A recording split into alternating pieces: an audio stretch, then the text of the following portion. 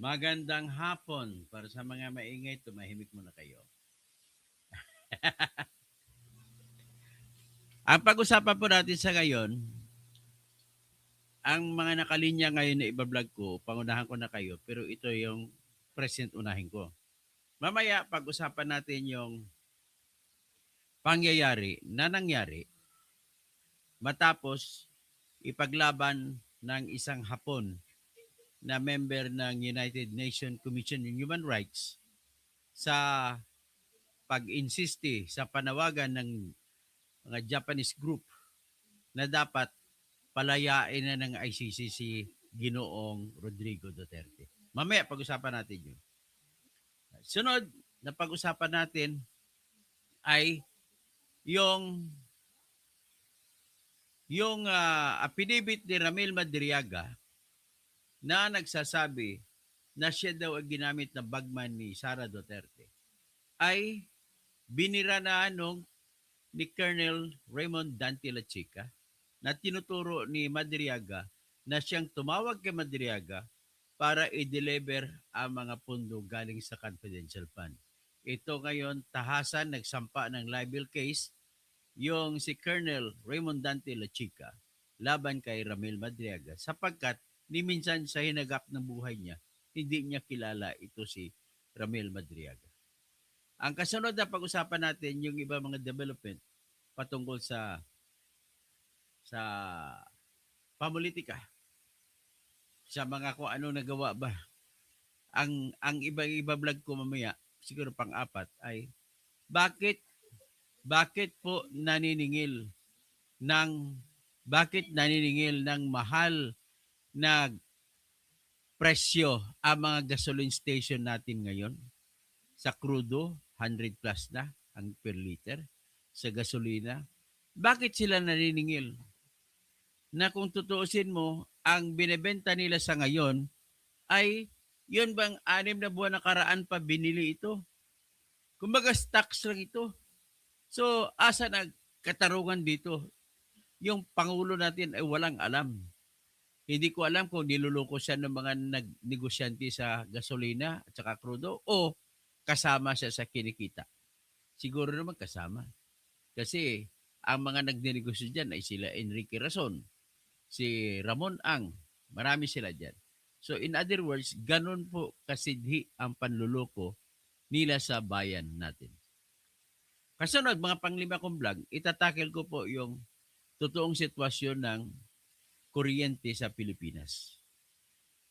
Actually, dapat sa Biral ko lang, ang alam ko mga kaibigan ko dyan sa Metro Manila, nagbabayad sila nung wala pa yung oil crisis ng 13 hanggang 13 pesos per kilowatt hour. Anong ibig sabihin ng 13 pesos per kilowatt hour? Sa average na bahay na may isang refrigerator, may tatlong aircon na hindi naman paandar yung aircon sa buong araw, kundi maximum lang 8 hours a day.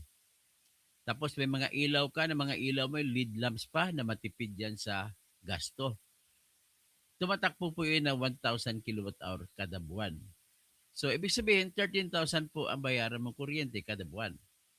Yan ay kung basic lang. Pero yung basic na yan, pinapatungan pa po ng tinatawag na environmental charge, kung ano-anong charge. May tinatawag pa na electric current losses kasi maraming nagtatap ng mga nagnanakaw ng kuryente. Yung mga magnanakaw po ng kuryente sa kapitbahay nyo, yung mga tao nagbabayad ng kuryente, sila sumasalo. Yan po ang katotohanan. So, in other words, yung sistema ng pangpamahalaan sa ating bayan ay matindi na talaga na hindi naman lang nagagawa nitong pangkasalukuyang pamahalaan. Babalik tayo sa unang pag-usapan natin. At ang ito naman, ang pag-usapan natin ay may kinalaman ito sa kanilang masidhing damdamin na nag-aasam na parang puputok ang bulkan kung hindi nila ito makukuha. Ito yung gustong patanggalin si Sara Duterte sa pagka-vice presidente sa pamamagitan ng tinatawag na impeachment. At kung manaig sila sa impeachment, magkaroon ng deklarasyon ng impeachment court na ang impeachment court ay tinuturing niyan na Senate. So kung matalo si Sara Duterte sa impeachment at madeklara na guilty siya sa impeachment ng mga akusasyon, hindi na po siya pwedeng tumakbo pagka presidente sa 2028. So yan po ang inaasam-asam nila. So ibig sabihin, everything starts from their dream and aspirations to win, to continue the presidency under the group of Bongbong Marcos. Yan po ang katotohanan. So magandang gabi, si Ken Jacob Holorte. Good evening. Tapos si Meme Authority, good evening. Si Del Solosac Puti, hello po. Tapos sino po iba? Si Carlito Pornias, maupay nga gabi, Sir Tuto, believe ako sa mga pahayag mo sa bawat issue. Pinag-usapan, very educational. So, maupay nga gabi man, Sir Lito Pornias. Marlon Joy Recto, watching here in South Atlantic Ocean, going to Madagascar. Wow, okay. So, Bang Alcid, siguro. Magandang gabi, sir. Baka kamag-anak mo mayor ng Luwag. Si Alcid, yung kontraktor na yumaman dahil dikit kay Bongbong Marcos. Hoylian's World, maganda yung interview ni Doc Lorraine Badoy kay Mr. Fujiki. Okay, maya pag-usapan natin yan. Pero dito sa ngayon, lilimit lang tayo para maintindihan ninyo lahat anong ibig sabihin. Okay, ang ating pong pag-uusapan ay ano ba talaga ang tinatawag na ultimate fact. Ang ultimate fact, ang ginawang dahilan ng mga abogado ni Sara Duterte na rason para sabihin na wala silang dapat sagutin dahil wala namang kaso. Magkakaroon lamang ng kaso kung may tinatag na ultimate fact. Example, para hindi na malayo, maintindihan naman siguro, yung kasong rape. Intindihan yung kasong rape, di ba? Paano tatanggapin ng piskalya at korte ang kasong rape? Kailangan may ultimate fact na nakalahad doon, nakasalaysay. Ano yung mga ultimate fact? Ang ultimate fact po na kailanganin, una-una, ano bang ibig sabihin ng ultimate fact? Ang ultimate fact po ay isang mga kwento na nangyari at hindi po yan isang conclusion kung ano ba talaga nangyari. For example, pag sinabi mo, pinatay ni Juan si Pedro. Ano yan? Ultimate fact o conclusion of facts lang?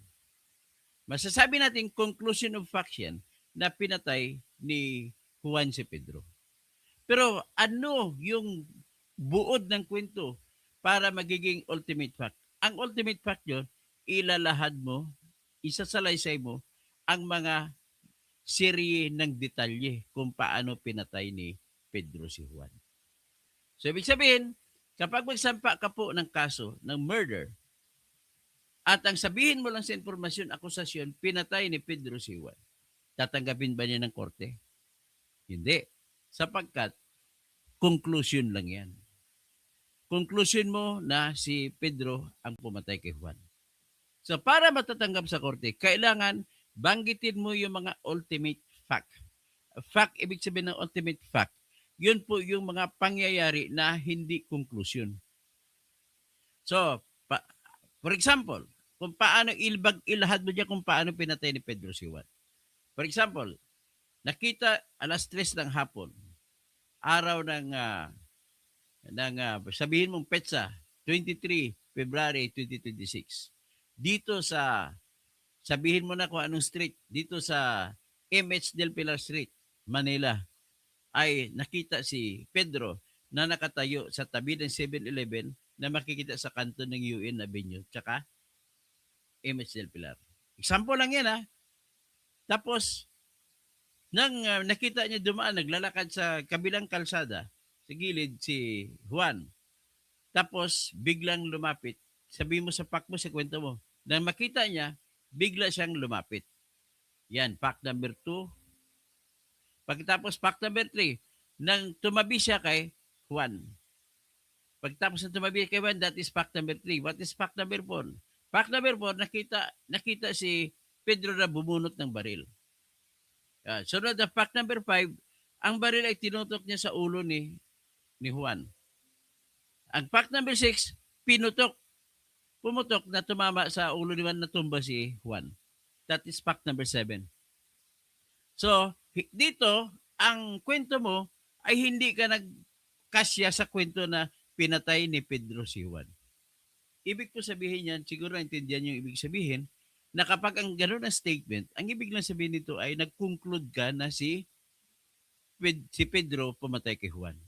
Pero hindi mo dinitalye kung paano ang pangyayari. Nang ibig sabihin, pag hindi mo dinitalye ang paano pangyayari, basura yan ang kaso. Gets nyo na? Okay, kung gets nyo na, sabihin, magawa pa tayo ng isang example pa, kasong rape, halimbawa. Ni-rape ni Cesar si Maria. Ngayon, ang sabihin ng umakusa, si Cesar ay nung una pa man sa mga kanyang aksyon na ginawa, ay lagi niyang inaabangan si Maria sa kalsada pag tuwing lalabas siya sa bahay ni Maria. At nangyari po itong kwentong ito sa Tondo. Sabi natin Gagalangin Street. Sa anong street? Sa Tondo. So, kailangan kasi lahat ng kaso may ilalagay ka kung anong petsa, saan, at kung sino-sino ang mga involved. So, sabihin natin sino bang pangalan ginamit ko? Si Cesar ay nakatayo siya doon sa kanto ng sabihin natin gagalangin at sabihin natin road 10 sa Tondo, road 10 saka gagalangin. Road gagalangin sa kabila ata yun eh. Sabihin na natin sa road 10 ano bang street diyan? Yung nakalimutan ko pangalan ng street. Anyway, sa may street na pangalan sa road 10 at saka ibang street pa. Nakatayo si Cesar. Tapos nakita niya si Maria dumadaan. Pagkatapos nilapitan niya at nakisabay siya lumakad. At ang pinag-usapan nila ni Pedro at Juan, hatid daw niya sa kung saan siya natatrabaho. Si Maria naman, ayaw niya na asar siya kay Cesar. So, ilang beses nangyari, banggitin mo kung anong araw mga nangyayari yan. Sa loob halimbawa ng isang linggo, banggitin mo lahat yan. Pagkatapos, nitong huling araw, umuwi, nakita ni Juan, inabangan na naman ni Cesar, si Maria, umuwi si Maria, bumaba siya ng jeep at lakad doon, sinundan niya. At kasunod-sunod ay nang wala na sa lugar na hindi naman tao, ay kanyang si Juan, tinutukan niya ng kutsilyo. At pilit niya pinasok sa isang lugar na dalawa lang sila. At doon nangyari at hinalay niya si Maria. Ganun ang pagkwento. Hindi mo pwede ikakusahan si Cesar na ni-rape ni Cesar si Maria. Na ganun lang. Ibig sabihin, conclusion yan. Conclusion of facts. Hindi yan ultimate fact. Yung ultimate fact na binabagit ko detalye por detalye. Hindi pa natin tinitingnan kung totoo yung kwento ng detalye por detalye. Yan ang sinasabi na kung titingnan mo, gamitin na natin ang batas ng impeachment court kay Sara Duterte. Dapat, detalye por detalye, babanggitin ng mga umaakusa kay Sara Duterte. Ang nangyari, conclusion of facts, na ninakaw ni Sara Duterte ang confidential fund. Conclusion. Hindi nakabanggit kung paano ang ginawa ni Sara para manakaw niyang pundo. Ganon din sa nag-press conference noon si Sara Duterte, mga November siguro 2024, na kung saan tinanong siya kung paano ang seguridad niya. Sabi niya, okay na security ko po. May kinausap na akong isang hard killer na gusto kasi akong ipapatay nila ni Bongbong Marcos, Lisa Marcos, at saka si Martin Romualdez kasi gusto niya maging presidente. At kinausap ko yung hard killer na kung sakaling mamatay na ako, patayin mo rin si Bongbong Marcos, si Lisa Marcos, at saka si Tambaluslos. Yun ang sinabi ni Sara sa kanyang press con. Which is, totoo naman yun. Hindi na natin kontrahin yun. Totoo talaga nangyari. Ngayon, paano nila sinulat ang kanilang reklamo? Gusto nila palabasin na nawalaan ng tiwala ang mga tao kay Sara Duterte sapagkat nagplano raw itong papatay. Okay? So, ganun ang ano nila. So, number one na statement nila, sinundan nila yung kwento ni Sarah sa press con. Kasunod, sinabi nila na masama daw yung ano, yung plano pagpatay. Hindi nila sinalagay ang paliwanag ng kwan kung paano magiging masama ang plano pagpatay kasi wala pong pwedeng mapaparusahan sa Pilipinas sa kasalanang ginawa kung kasalanan man ang pagplano ng pagpatay. Ang pagplano ng pagpatay ay hindi pa pwede magiging krimen. Magiging krimen lamang ang plano ng pagpatay kung nagsimula ka na gumawa sa iyong plano para matupad ang plano. So, ibig sabihin, I can declare that I am planning to kill the Pope of the world, the si Pope Leo. Pero wala po akong kasalanan. Wala pong crime na nagpaparusa sa tao na nagpaplano pumatay. Ang pinaparusahan lamang ay yung pumatay. So, ibig sabihin, magplano man ako, kahit ano pang plano ko, basta patungkol sa pagpapatay, ay hindi ako wala kong krimen. So, sa kanilang lista sa pagbanggit sa kanilang akusasyon laban kay Sara Duterte, hindi sila naglagay na kung ano pang ibang pangyayari. Para sabihin na yung pagplano ng pagpatay ay isang bagay na nakakawala ng tiwala ng taong bayan kay Sara Duterte. Ang problema nila, hindi sila nag-cite ng survey. Halimbawa, may survey po kami na may lumabas na survey na dahil doon pagkatapos na magdeklara ni Sara ay ang dating 50% na nagtiwala kay Sara nagiging 10% na lang. Dapat sana mga ganun mga detalye. Ang problema, ang katotohanan, sa ngayon na nag-uusap tayo, mas tumaas pa ang pagtiwala ng taong bayan kay Sara Duterte.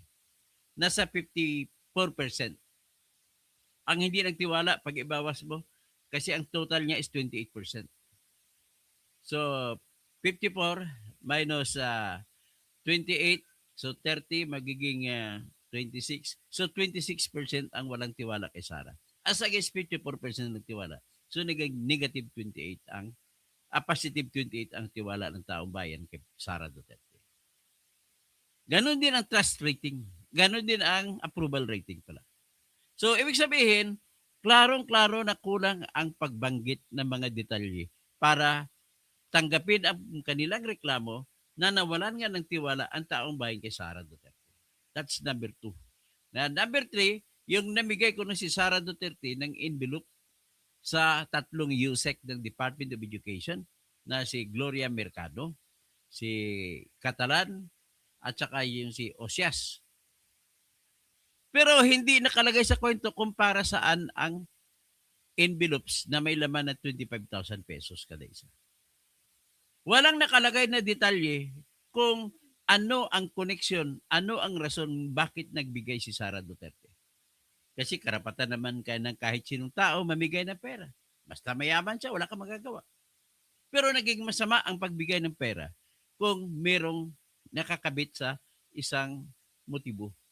Halimbawa, member daw sila, nakalagay din doon na itong 3, si Mercado ay chairman siya ng Bids and Awards Committee. At ang 2 ay kasapi niya sa Bids and Awards Committee. Dapat sabihin ko anong project ang meron. Hindi naman binanggit ko anong project ang meron. Dapat banggitin din kung sino ko may paboritong kontraktor si Sara na gusto niya manalo ang kontraktor ng paborito niya. Wala namang nakabanggit na ganun. So, ibig sabihin, kulang-kulang po ang pagbanggit ng detalye ng tinatawag ng ultimate facts para sabihin natin na papayagan na yung akusasyon laban kay Sara ay nakawala nga ng tiwala ng taong bayan. Sige, sa tingin ko siguro naintindihan niyo na ako kung anong ibig kong sabihin. Ngayon, dahil kahit hindi na nakabanggit na kompleto na detalye o ultimate facts sa mga kasong ginawa nila laban kay Sara, ay dapat basura na yun. Ito na may ayon sa House of Representatives Rules of Procedure. Ang buong House of Representatives mismo ay nagpalabas ng tinatawag na Rules of Procedure kung anong pagsusundan ng Committee on Justice. Nang ibig sabihin, ang Committee on Justice ay isang bahagi lamang ng kabuuang House of Representatives. Kung ano ang pamantayan ng mga proseso na dapat sundin ang buong House of Representatives ang nagsasabi kung ano susundin nila. Ibig sabihin, walang kapangyarihan ang Justice Committee ni Jervil Lucarit Luistro na gumawa ng sarili nilang batas, sarili nilang proseso. Ayon sa Section 4 ng Article 3 ng ganong Rules of Procedure ng House, nag-uutos na kailangan tingnan muna ang mga reklamo laban sa kanino man na i-impeach kung ito ba ay sapat sa forma. Anong ibig sabihin ng sapat sa forma? Ginagamit na ng term English, sufficient in form. Kailan magiging sapat sa forma ang isang reklamong impeachment? Ganito po yan. Kung ang reklamo, pagkatapos mabanggit, ang mga reklamo niya, laman, kailangan mayroong nakakabit sa dulo na tinatawag namin verification. Alam nito ng ng kaibigan ko na si Rosalie. Kung ano ibig sabihin verification, kaya si Janice, nakilala ko, alam niya. Anong yung verification? Yung verification po ay isang sinumpaang salaysay na kung saan ang nagsasalaysay ay yung nagreklamo. At kung saan dapat banggitin niya sa kanyang sinumpaang salaysay na ang reklamo na nasa itaas ay kanyang nabasa ng buong buo at naunawaan niya ng buong buo at ang lahat na nakasulat doon ay pawang katotohanan ayon sa kanyang personal na kaalaman. O di kaya hango sa mga authentic records. Yan lamang ang statement. Pag nabasa na nila sa sinumpang salaysay na ganun ang mga deklarasyon, automatic po mayroon ng sufficiency in form. Sufficient na sa form. Ibig sabihin, pagbuto-butuhan pa ba yan? Kung sufficient in form? Ang ibig sabihin, nakikita nyo, wala ka nang ibang gagawin. Tingnan mo lang kung meron yan. At kung wala, basura. Kung meron, pasado. So dapat, ang obligasyon ninyo ng mga congressmen ay ang gawain na sa mukha pa lang makikita mo na. Pero kung titingin ka pa sa ilalim, ang tawag yun judicial function. Kailangan halukayin mo pa na mahigpit o na matindi para malaman mo kung meron nga o wala. Ito, titingnan mo lang ang pinipit, basahin mo lang. At may notaryo. At kung notaryado, pwede mong alamin, ito bang notaryo nito ay totoong pirma? Pwede mo ipatawag yung abogado ng notaryo. Oh, ikaw ba, nagnotaryo nito? Pag sinabi niya, oo, pasado na yan. Ano ang dagdag na requirement na kay pangangailangan para maging sufficient informed kung impeachment ang pangangailangan?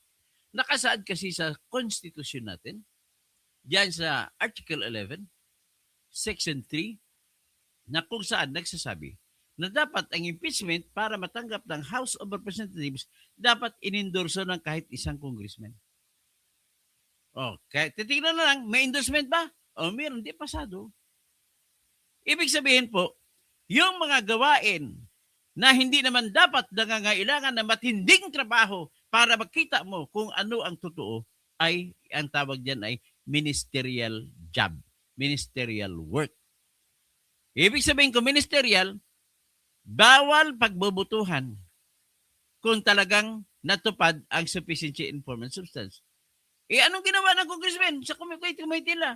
Yung reklamo laban kay Bongbong, pinagbubutuhan pa.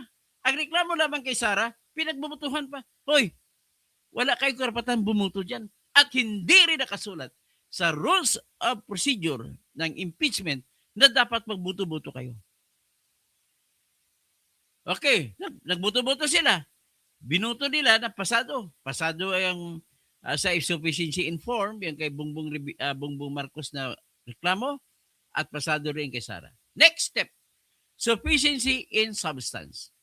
Sa Tagalog pa, sapat para sa sustansya. Nakalagay na mismo sa House of Representatives Rules of Procedure in Impeachment Proceedings na kung paano ang gagawin, paano malalaman kung sufficient siya sa forma, sa sustansya, nakasaad lang dun. Kung mababasa mo ang lahat ng detalye na kailanganin para pwede na ma-impeach si Bongbong o si Sara at nandiyan lahat ng detalye, ibig sabihin, sapat na sa sustansya. Hindi mo na kailangan tingnan ang ebidensya kung totoo man yun o hindi yung binanggit na mga detalye. Anong nangyari? Kay Bongbong Marcos, sapat ang pagbanggit. Ano bang binanggit? Halimbawa, yung kaso na wala ng tiwala ang taong bayan sa kanya dahil ayaw niya magpa-hair follicle test. Ang pagkabanggit mo ganito, si Bongbong Marcos ay naging presidente, nanalong siya, na-elect siya, nagkaroon siya ng pagsusumpa na kanyang faithfully execute ang lahat ng batas ng Pilipinas, ay nasadlak sa duda. Sinulat mo doon. Nagsadlak siya sa duda nung nagsalita si Amy Marcos na kanyang kapatid mismo, kanyang ate, sa rally ng Iglesia ni Cristo. Isa sa mga binanggit, at yun lamang ang talagang binanggit ni Amy Marcos, na ang kanyang kapatid na si Ading Bongbong ay adik.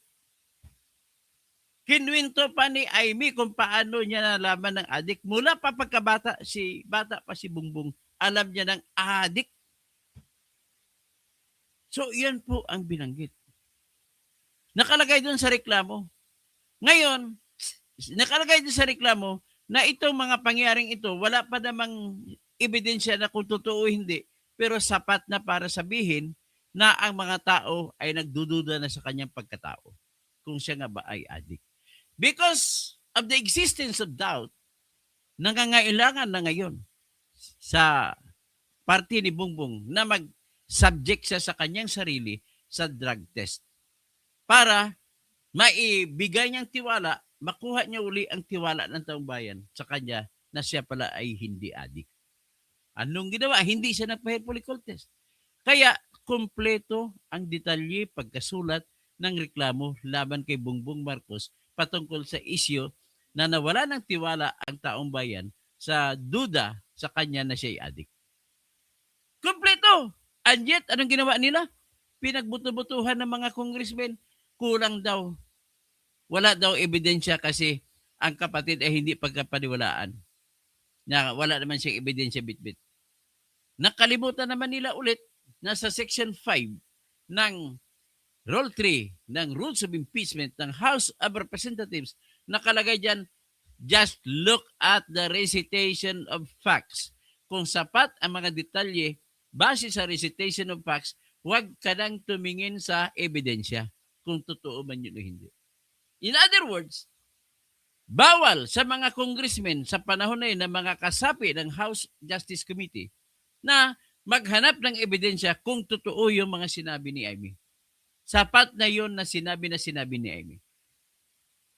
Ang kasunod na estado sa pag-usisa kung talagang may ebidensya, matagal pa yun. Ang pinag-usapan lamang sa ngayon ay sapat ba na may sustansya ang reklamo. Anong ginawa? Binasura. Ang kay Sara, walang detalye binanggit kung paano naibulsa ni Sara mula kay Birigris Piatos at saka mula kay Colonel Dennis Nolasco at Colonel Raymond Dante Lacheca kung paano naibulsa ni Sara ang pera. Walang binanggit na detalye. So, very clear sa inyo na yan. In other words, may double standard talaga nangyari. So, kahit nga noon sa yung akusasyon na nag-hire ng babasahin po natin para malaman natin kung ano ba talaga binanggit. Ito, i-presenta ko sa inyo yung kopya ng reklamong impeachment na kinopya rin nila ulit na pinasa noong 2025. Ito po siya. Basahin natin isa-isa at analisahin natin.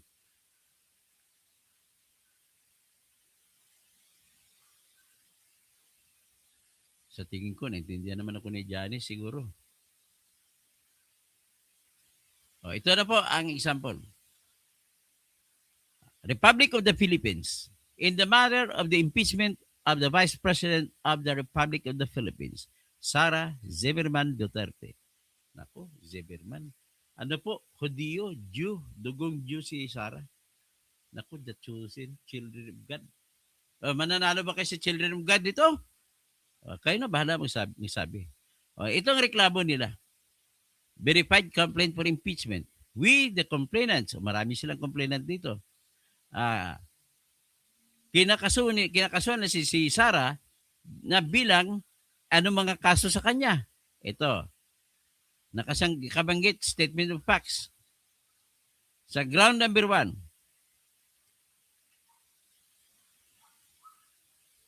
yung akusasyon nila, Article 1, respondent, si Sara daw ay tinraidor niyang tiwala ng taong bayan sa pamamagitan ng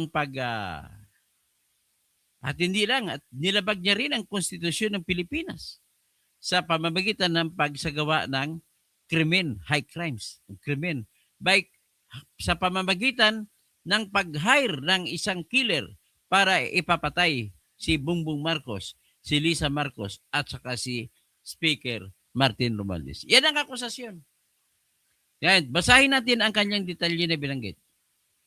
Sinabi nito, respondent Sara Duterte resorted to threats of bodily harm and worse, assassination against key officials of the Philippine government and their family members, particularly the sitting President Fernando Bongbong Marcos. Ano ang tawag nyo rito sa statement na to? Ang statement na to, yung paragraph number 9 nila, yan po ang statement na nagbigay na kagad sila ng conclusion. Nagbigay na sila ng conclusion na si Sara Duterte ay nananakit. Resorted to threats of bodily harm, ay nananakot na pumatay. Hindi pa nga tinatawag na murder eh. Basta sinasabi, resorted to threats of bodily harm and worse, assassination against key officials. Yan ang conclusion nila na sa pagsabi ni Sara na kumausap na siya ng killer na ipapatay yung tatlong ito kung sakasakaling siya ay patayin. Hindi nga binanggit dito yung detalye na kondisyon yan kung siya ay patayin. Dito pala makita mo na talbog na, basura na kagad ang kaso laban kay Sara. Punta tayo sa paragraph number 10. The Nation Watch, nakapanood ang buong bayan. Nasyak ang buong bayan. Wala man lang siya binanggit kung sino sa taong bayan ang nasyak. Wala man lang binanggit na pangalan.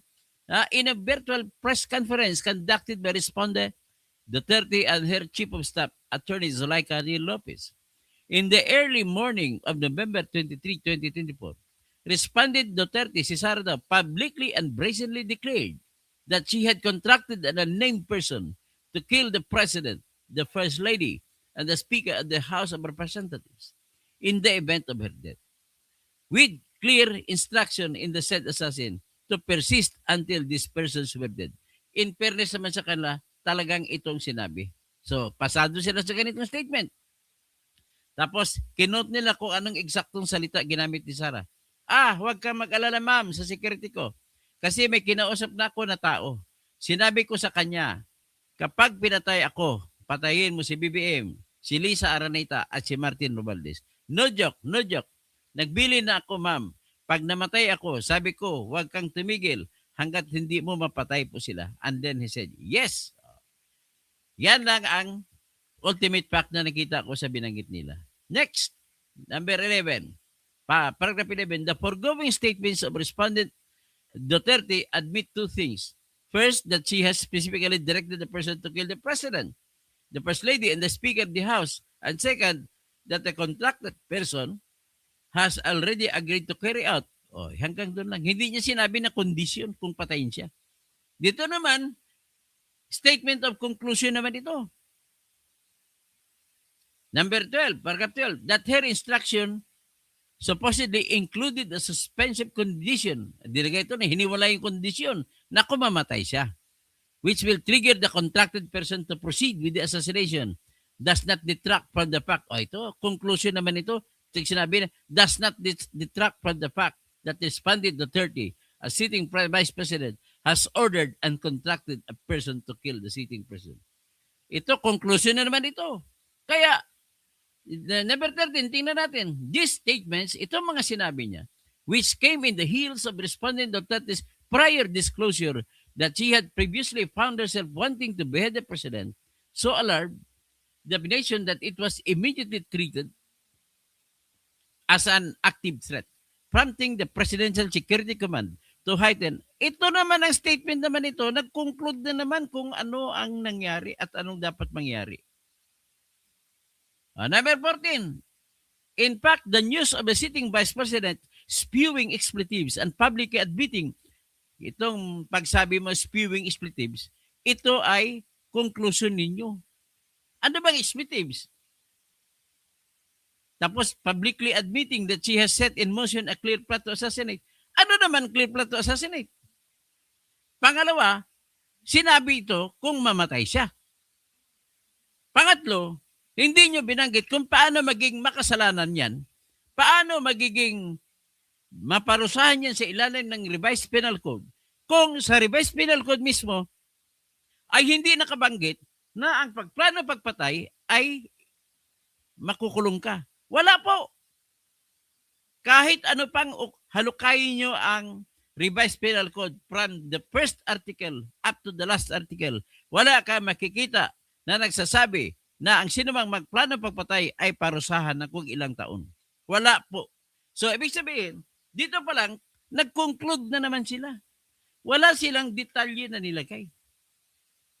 Sabi na, tapos, this admission as to having contracted the person for the purpose of assassinating the sitting president, Vice President Marcos, his wife, and her first cousin, the incumbent Speaker of the House of Representatives, has never been denied nor retracted by the respondent, who instead repeatedly confirmed such. O, sige, sabihin na natin, statement of fact yan. Tapos, ito pa nakalagay, pag namatay ako, I already asked a person to take revenge against 2, 3 individuals. So my question now to the administration, is revenge from the grave a crime? Magiging crime lang yan kung ang tao na parusahan mo, ikukulong mo. Ngayon, kung patay na si Sara Duterte, paano may kulong ang patay? So saan nakakita? Ngayon, mag-conclusion of facts naman sila. Hindi nila binanggit kung paano mangyayari. Tapos si reporter, to do that in the event that you are killed? Yes. So that much is clear? Ito reporter, bubo rin. So sabi ni Sara Duterte, yes, so I have to die first. They have to kill me first. So now, they can't kill me anymore unless they want to die. O, yan. Ibig sabihin, warning po ito. Hindi po ito krimen. It's more of a warning.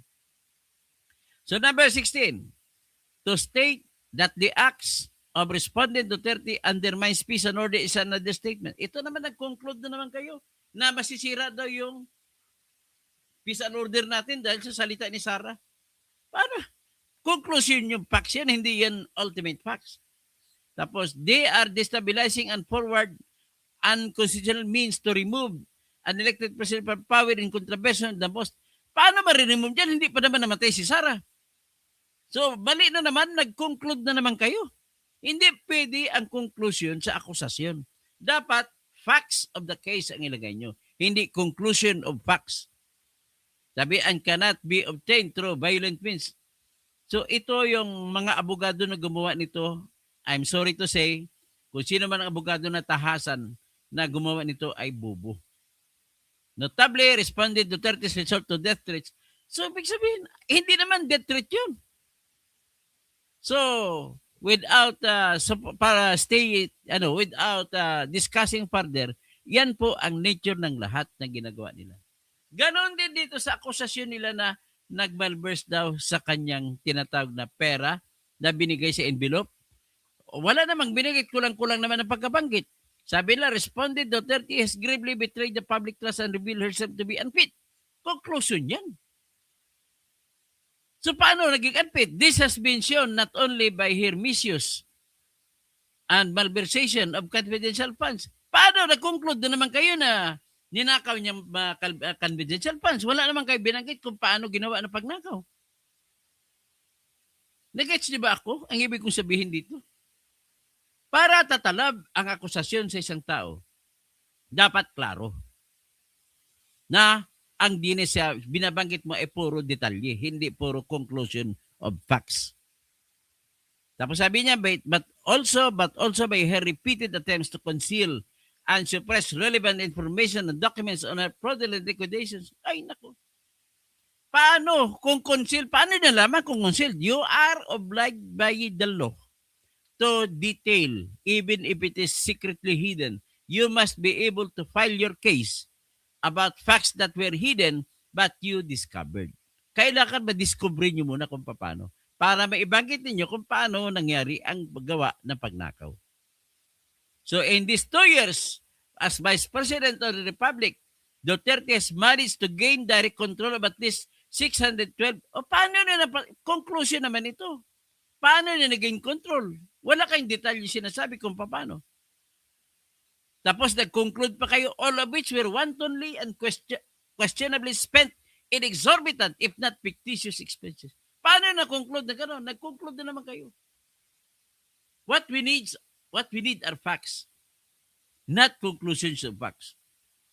Tapos ito naman, among others, the inquiry conducted by the House of Representatives on the utilization of confidential funds by her office clearly show that the supposed confidential expenses where these funds are supposed to have been spent are nothing more than ghost expenses. Paano mo na-conclude na ghost? Paano na-conclude na guni-guni lang ito? Wala nga kayong binanggit kung paano nangyari. Tapos number 24, in fact, the OBP and the DepEd Special Disbursing Officers, Gina F. Acosta and Edward Pajarda, have both declared under oath that they supposedly have no knowledge where the confidential funds were spent. Oh, nagbanggit pa kayo ng tao na walang alam. Ibig sabihin, kung hindi nila alam, paano napunta sa bulsa ni Duterte, wala rin kayong kapangyarihan o karapatan magsasabi kung paano binulsa ni Sara Duterte.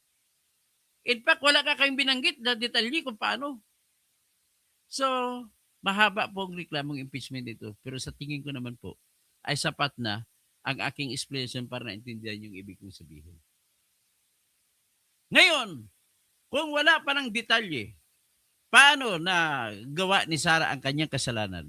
Nang ibig sabihin, dapat hindi na pinagbuto-butuhan yan kung dapat ituloy pa ba ang reklamo o hindi dahil sa inyong conclusion na mayroong sufficiency in substance. Mere narration of facts are needed. And look at the narration of facts kung sapat ba ang facts para magiging guilty si Sara. That's it. Pero yung binasa natin kanina, puro conclusions. Conclusion ninyo na nagdakaw. Next step, yung kahapon, yung isang araw na nangyari, ay examinin naman nila ulit ang reklamo ng nagreklamo kung sapat ba na basihan para mag-cross-exam. Para mag-cross-exam, alam ni ng kaibigan ko na si Rosalie, alam niya yan. Paano mag-cross-exam ang mga abogado? Sige nga. Mag-cross-exam ang abogado kung may pinagmulan na affidavit. Yun ang hanapin doon. May affidavit ba na sinumiti ang nagreklamo laban kay Sara Duterte? Ang ginawa nila, hindi sila nag-usisa. Anong ginawa nila? Tinawag ni Jinky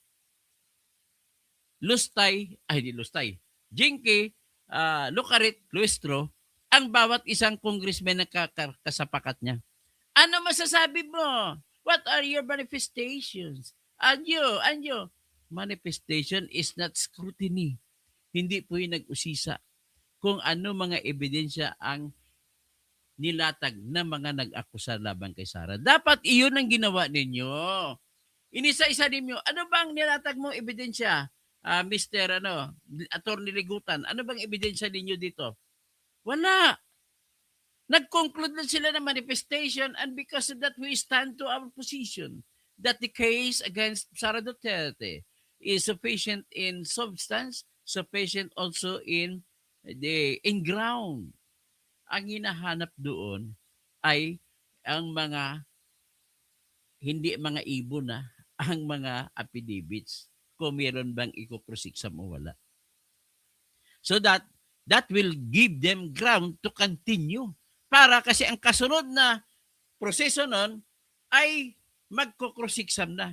Ang pinaka-problema ko rito, bakit ninyo pipilitin si Sara na dumalo sa inyong hearing sa House of Representatives na wala man lang siyang karapatan mag-cross-exam?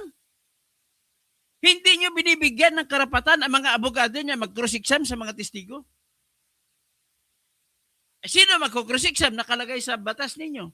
Ang mag-cross-exam po, members of the House of Representatives. Paano mga members na doon present? Kakampi ninyo. O ipakita ko yung batas. Ito po yung batas natin. Kung anong gagawin.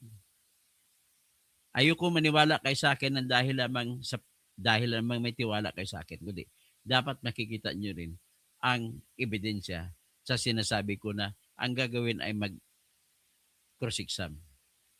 Nakita nyo na? Submission of evidence and memoranda. Yun dapat ang mangyari nung isang araw. Isumitin lang ebidensya kung mayroon sila.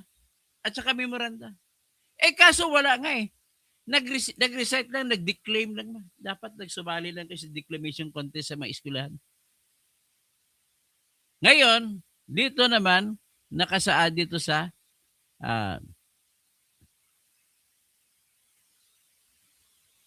so if it finds that sufficient grounds for impeachment do not exist, dapat ibasura. So ano lang proseso na gagawin? After receipts of the pleadings, affidavits, and counter affidavits, yan nakalagay, and relevant documents provided for in Section 6 or the expiration of the time within which they may be filed, the committee shall determine whether the complaint alleges sufficient grounds for impeachment. So, sinabi ko kanina, usisain nila ang lahat ng mga sinumiti. Kung may affidavit, ito naman kung may mga iba pang dokumento sinamit at usisain nila kung sapat ba itong mga din sinumiti para pumunta sa pangalawang sa kasunod na hakbang. Ano ang kasunod na hakbang? Ito. If it finds that sufficient grounds for impeachment do not exist, ibasura. Kung walang ground, kung walang mga ebidensya sinumiti, ibasura. Pero kung may ebidensya sinumiti na hindi pa naman usisain, kundi usisain pa lang, ay pwede magpatuloy para usisain yung mga ebidensya na sinumiti. So sabi dito, the committee, yung Committee on Justice, through the chairperson, may limit the period of examination and cross-examination by the members of the committee. Members lang ng committee ay mag-examine. Hindi pwedeng abogado. So paano ngayon yan? Gawin nyo lang si Sara Duterte, papaatinin doon, tao-tao sa bundok. Yan ang sabi ng mga sa amin sa Ilonggo eh. Tao-tao sa bukid, di ng bukid. Tao-tao sa bundok, saan ang bundok? Yung mga larong pabata, yan sa amin. Naalala ko noon, yung hindi pa ako nag-aral ng grade 1. So the committee shall have the power to issue compulsory process for the attendance of witnesses and production of documents. So dahil cross-examination at examination, doon na may kapangyarihan sila, papuntahin yung mga testigo kung meron man na dapat papuntahin. Tapos bilang kapito, hearings open before the committee shall be open to the public except when the state security is or public interest is concerned. So yan lang po ang proseso. Tapos nagsobra pa sila. Ang ginawa nila, nag-recite lamang sila na parang sa loob sila ng klase ng mga kindergarten school. Kagaya ng sabihin ng kindergarten na pupil isa, twinkle, twinkle, little star, how I wondered what you are. Ganon ang ginawa ninyo mga congressmen. Hindi ninyo hinanapan ng ebidensya kung meron man ang nagrereklamo sa impeachment laban kay Sara. What you did is only asking them to vote whether to decide whether the complaint has sufficient ground to continue to the next phase, which is the examination and cross-examination of witnesses and examination of the documents submitted.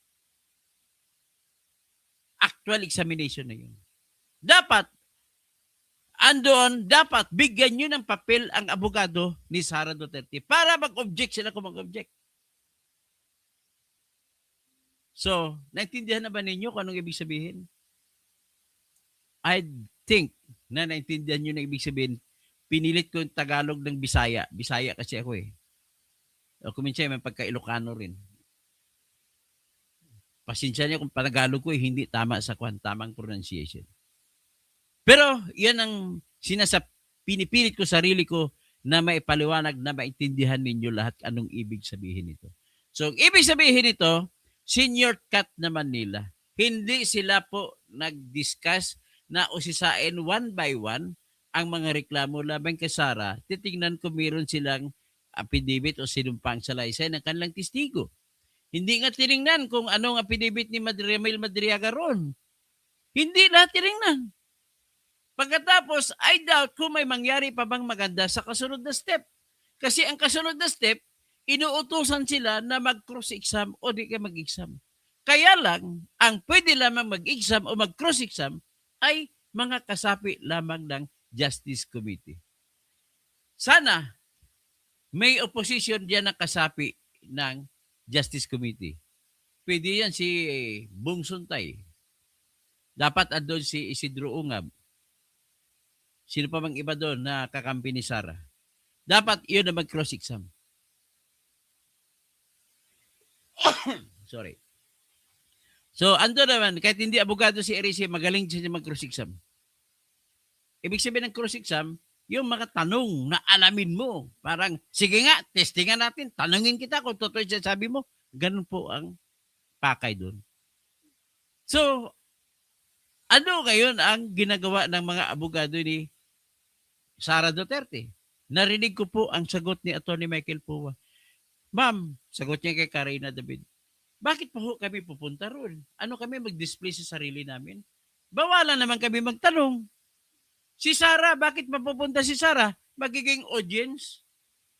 Titingin? Wala siyang karapatan mag-object? Ganun po ang mangyayari. Kaya, ladies and gentlemen, hanggang dito lang diskusyon ko para naintindihan nyo kung anong ibig sabihin at anong nangyari at inyo naman malalaman. Ang kasunod sana mangyari ay examination or cross-exam. Ibig sabihin ng examination, magtatanong. Pagtatanong. Magtatanong ang mga congressmen. Kaya lang bawal nila, binabawalan nila ang mga abogado ni Sara na magtanong. Yan ang pinaka-problema. Okay? So, at least magtiwala kayo sa mga abogado na trial lawyers. Huwag kayo magtiwala sa mga abogado na lamisa lamang, nagtuturo lamang sa kung anong school. Hindi naman sila nakaranas na magiging abogado na aktual sa korte. Okay? Siguro naman ay 52 seconds na lang ay nakiusap na lamang ako sa inyo na i-like na lang ninyo para naman sa sunod pag live ko mamaya ay maano na kayo, ma-inform na kayo. Sabi ni Kabsat Romel Bingson, galing brother Dr. Toto. May free lecture kami sa iyo. Linis ng explanation nyo. Sabi naman Julia, your Tagalog po attorney is satisfactory. Impeccable po. Ay salamat naman po. Nagusto ng Tagalog ko. Ebony Castiba, attorney, alam nila yan na kulang ang ebidensya laban kay BP Sara. Sinusubukan lang nila baka sakali matanggal si BP kasi tinikyan sa kanilang lalamunan sa 2028. So, si Kenzie Bill, magtuturo lang ng under the table. Sabi naman, Emil Dizon, mas magaling sa iyo sila Bad at Enzo, Recto. Sige daw ka na makinig po. Okay lang po yun. Attorney ka, sabi ni Julia, attorney ka mabuhay po kayo. Julia Alex Padilla, Dr. if ever po na hindi dumalo si BP, ganon din po kung dumalo, ay wala, magiging audience na siya doon. Hindi rin siya payagan magsalita. Si Tomas Esplana, gandang gabi, Attorney Toto Kausing, like and share pa rin po ako. Salamat po. Tapos sino pa iba? So, si Julia Lisa Areta Penguin. Penguin nga talaga mukha niya, no? Palaka ang sitting president natin dahil sa siyang presidente natin, hindi si Bongbong. Tama ka naman. Tama si Attorney Pua, sabi naman ni Kenzie Mill. Ito naman si Emil Dizon, galit sa akin. Puro kasat-sat. Kaya ka tuloy na disbar. Benedicto Vicente Jr. Wala pa rin Jr. Attorney, ang hirap niyan sa kahit tama si Inday, sabihin nila may sala siya. Kasi nga, bendalo. Sila paano na ngayon yan. Walang lusot kasi gustong maalis si Inday. Hanggang dyan na sila sa House pero pagdating sa Senate, wala na, tumba na yan. So, 10 palaka ang Congress. Galaxy, mahilig sila sa shortcut. 15,000. Ang ebidensya nila, manifestation lang ni Coque Ridon. Si Ridon, ang itsura niya, siyang tawag ko, Mr. Bean ng Pilipinas. Kasi ang chick niya, taba. Parang si Mr. Bean sa pelikula. Tondo, tando, tawag, din bukid. Diyan sa amin, sir, dapat may testigo. Wala naman parang magturo lang sa social science lang. Virgie Piquero, sobrang kabubuhan ng ilang Congress. Vicky Mansion, good morning, Tirador, watching from Lucena City. Tapos, hindi ko na kayo matawag na lahat no, sa sobrang dami ninyo. Pasensya na lang ako at mag-like na lang po kayo lahat. At para sa susunod, after 30 minutes, mag-live ulit ako. Maraming salamat po.